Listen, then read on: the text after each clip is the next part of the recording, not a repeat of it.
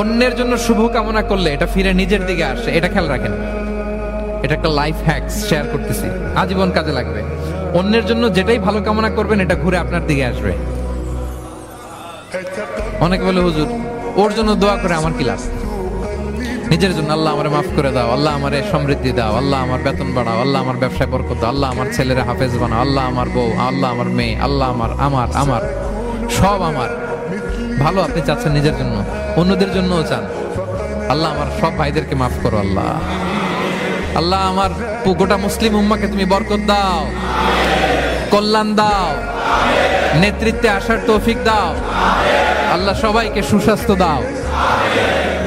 এটা ফিরে আপনার দিকে আসবে।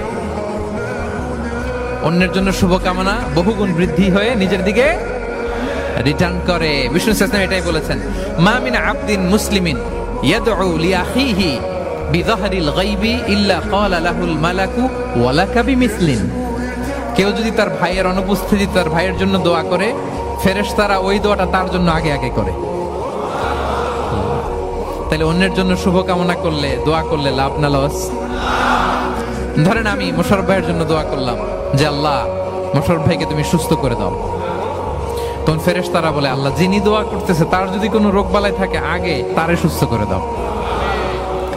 ধরেন আমি বেলায়েত ভাইয়ের জন্য দোয়া করতেছি, আল্লাহ বেলায়েত ভাইয়ের এই সমস্যা আল্লাহ তুমি দূর করে দাও, ফেরেশতারা বলবে আল্লাহ যিনি দোয়া করতেছে তার যদি এই সমস্যা থাকে আগে তারে এটা দূর করে দাও। ধরেন আমি দোয়া করলাম আল্লাহ আমার এই ভাই, আল্লাহ সে গরিব, তার অর্থের বড্ড অভাব, দারিদ্রতা, আল্লাহ তুমি আমার ভাইয়ের দারিদ্রতা দূর করো। ফেরেশতারা বলে ওয়ালাকা বিমিসলিন, তোমার জন্য এটা, মানে আল্লাহ যিনি দোয়া করতেছে তার যদি অর্থের প্রয়োজন থাকে আগে তার দারিদ্রতা দূর করে দাও। তাহলে বলেন তো অন্যের জন্য দোয়া করলে লাভ না লস? অন্যের জন্য ভালো দোয়া করলে এটা নিজের দিকে আসে।